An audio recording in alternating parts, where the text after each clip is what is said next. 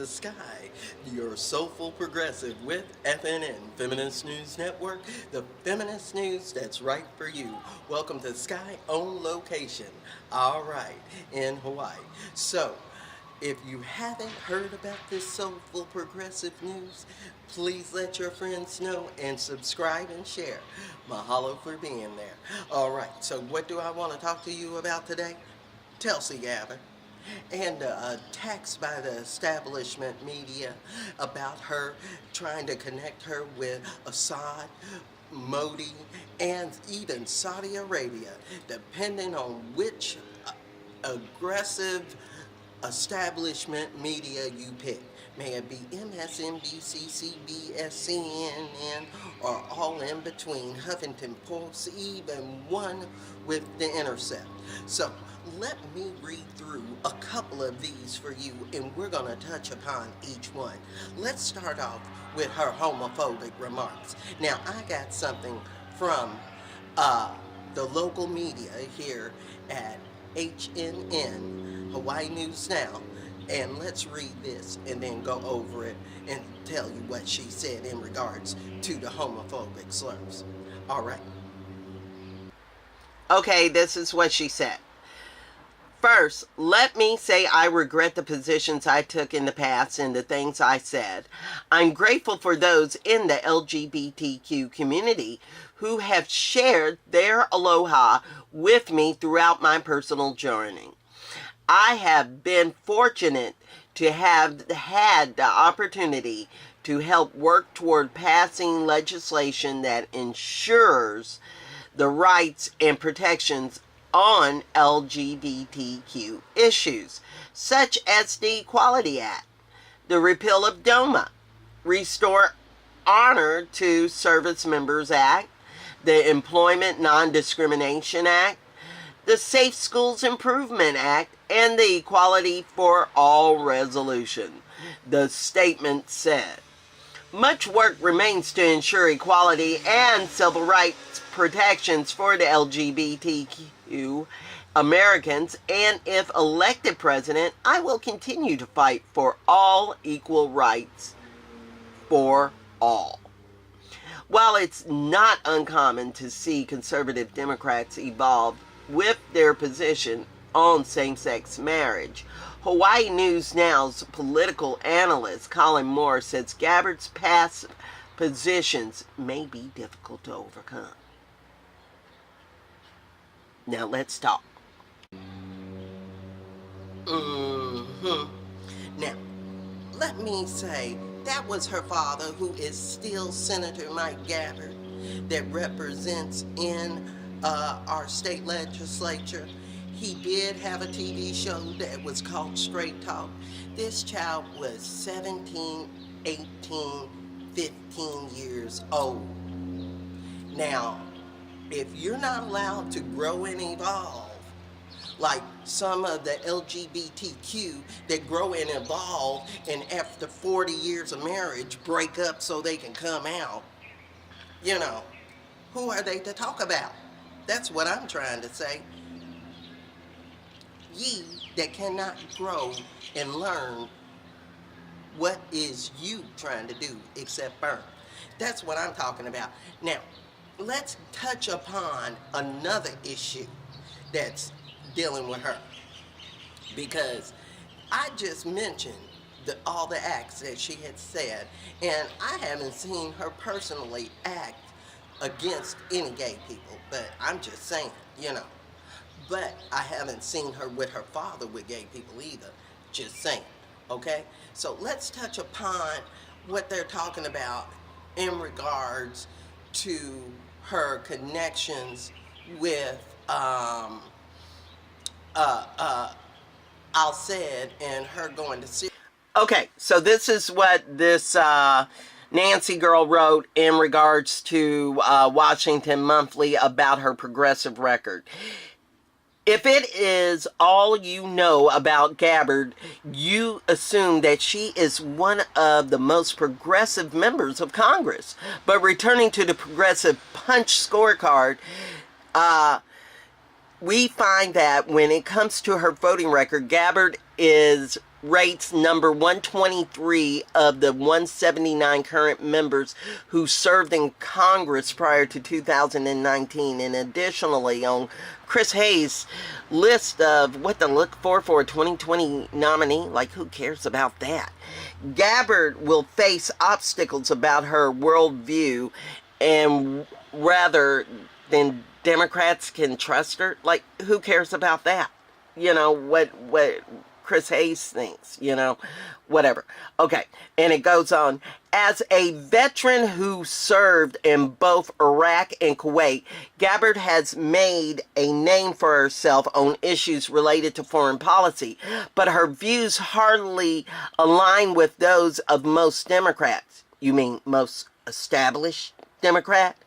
As Sohaimar Shakur documents, it is her embrace of authoritarian dictators such as Syria's Bashar al-Assad, Indian Prime Minister Modi, and Egypt's Fayyad al-Sarraj that is most troubling. Okay, we need to talk about this ASAP, because I have not heard her say in person any of this crap. Okay, hold on. Now, it's my understanding there was so much mess going on when Obama started the war with them over we got to remember, it's over them fighting over oil well going through to get to Turkey through Egypt. Now, Russia wants control, America wants their oil, and they want to control. That's what it's really about. And let's say this, it's not a authoritarian country. You know what Syria was? A place with Starbucks, malls, and shopping centers, and it was a secular country, just like America and Iraq before they bombed Iraq. They had stores and malls, and they had a Christian female vice president. And I do believe she was still vice president during the time that Tulsi went to visit.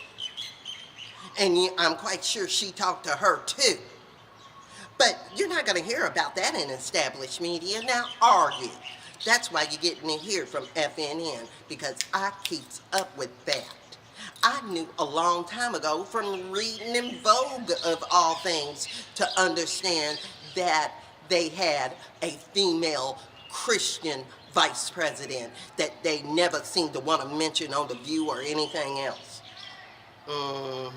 Now, you think with that loaded in your gun, you think about what she had done. She went over there to see if she could stop the war that Obama started. So, establishment media? Now, let's talk about Modi. We've never seen her talk about Modi. So, what is really going on? Let's read this Intercept report and then talk about this now, because this boy is talking some mess. Okay, so I have this Intercept article too by Soma Shankar, written on the January the 5th, sorry if I messed up that name, but it goes into a whole lot of mess trying to explain who Modi is, ideology, and RSS, I can't pronounce that, but it's a group that is supposed to be Hindu right-wing, consider Muslim and Christians as second class, but then it jumps into this bullcrap right in the middle of it. In the United States, Modi's reputation has been helped by a group of Hindu-American supporters with links to the RSS and other Hindu nationalist organizations. But it doesn't say how. It doesn't have the receipts on it. But she can say whatever the heck she wants to talk about this woman, who have been working in tandem with a particular congressional ally, Representative Tulsi Gabbard, D. Hawaii, the first Hindu in Congress. Gabbard, a member of the House Committee on Foreign Affairs and Armed Services and co-chair of the India Caucus, is an oddity in American politics. But it doesn't say as a member she voted for Modi, or she did a hearing saying she endorses Modi. It doesn't say none of that. It just says, ooh, wow, ooh, how odd, what you know. And then it goes down here in this other paragraph saying, but she also became a polarizing figure. Her progressive Democrat politics are at odds with the support for authoritarians abroad, including Sisi and... How can you prove this? You know, Modi, Sisi, and Assad, you know, as right-wing nationalists rises across the... No. American interventionism over oil, war for oil is what's going on. Come on. This Intercept video thing gets so bad until I don't even want to read anymore, because it's all a bunch of pro-Modi hate without proving that she did anything except join the service.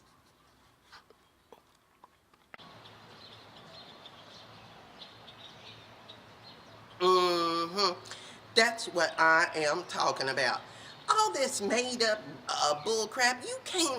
I can't believe that Intercept is even allowing this kind of journalism. This is the same kind of crap they doing about this Russiagate crap.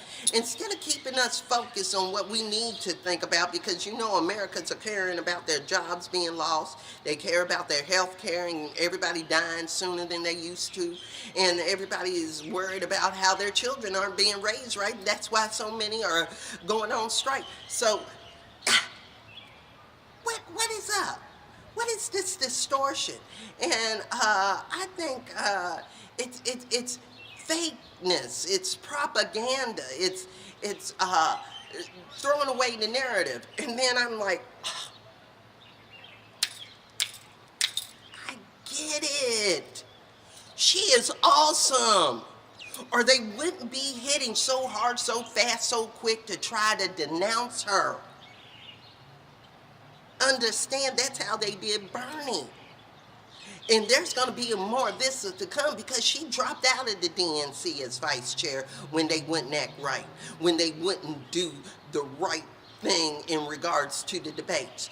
One thing, they should bring it back to the League of Women Voters so it can be fair and equal, instead of handing out notes like Donna Brazile did and passing them off. See what I'm talking about? Now, if we think of it in the right way, she is not taking away votes from Bernie. Maybe she might want to be Bernie's VP. Or maybe Bernie wants to be her VP. Or just maybe she is wrangling in the votes to take them away from the Warrens and the Kamala Harrises and the Gillibrands that are really fake progressives, neoliberalists, and grab them back in. That way, it'll give Bernie the chance to win. Y'all don't even see it like that. Who is really trying to look for the positive in this? Only us that wants a worker progressive party? Only us that wants to do well? Only us that wants to see Tulsi win? My friend. And this is just the beginning. So expect more.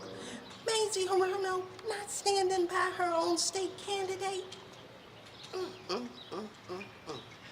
Ugliness. This is what I'm talking about, people.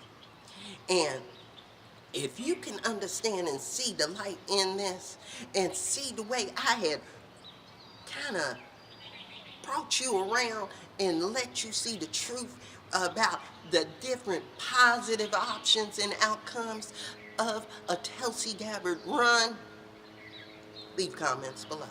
You know what to do. And contact me at FeministNewsN@gmail.com. Don't forget to like and subscribe to the YouTube channel, Feminist News Network, and the Feminist News Network Facebook page, where I give motivating and awesome links. All right. Now, if you can care to donate and help me get to DC for the last week of February, I can send you a PayPal link if you email me. Or even better, Buy a Feminist News Tea for $15 and I'll send it to you straight from Hawaii. Now, when we get to 100 subscribers, I got something special for lucky number 100. All right, so let's stay progressive, and remember, in this era of hate, you must participate, because if not, it may determine your fate. So this is now calling myself the Soulful Progressive. All right.